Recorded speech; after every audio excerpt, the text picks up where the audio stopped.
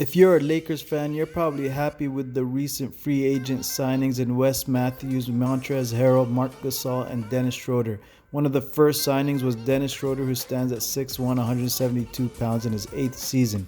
If you compare him with the loss of Rajon Rondo, who the Lakers weren't able to pick up or re-sign for whatever matter, the Dennis Schroeder is clearly a one-up on Rajon Rondo in terms of scoring points.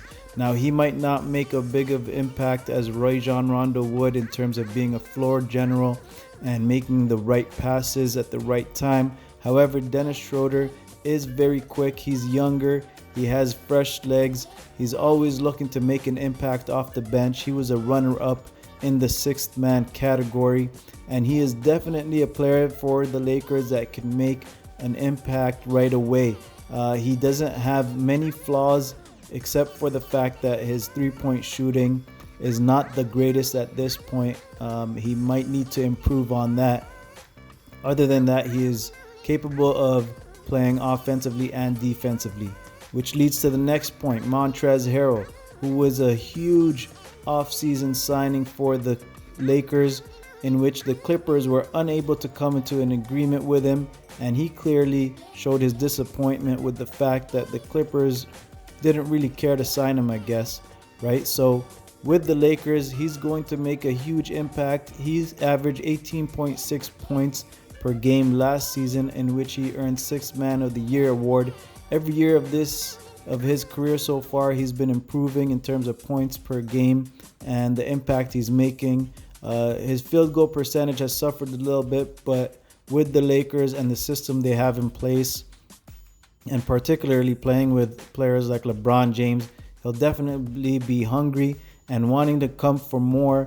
And of course, he's wanting to win a championship, something that the Clippers failed to do. And unfortunately, the Clippers lost him in free agency. And so Lakers made a huge signing here, and it was the right move in trying to replace all these other players that they've lost. None other than Harrell was the bigger impact in this scenario.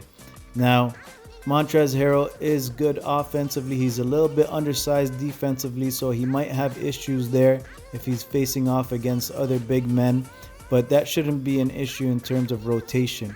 Wes Mathews was another great pickup for the Lakers in comparison to Danny Green, in which who they lost as their 3-and-D type guy. Wes Mathews is a great replacement. He hasn't made a huge impact in the playoffs just because of the teams that he's played in, but he's for sure a good replacement in this scenario.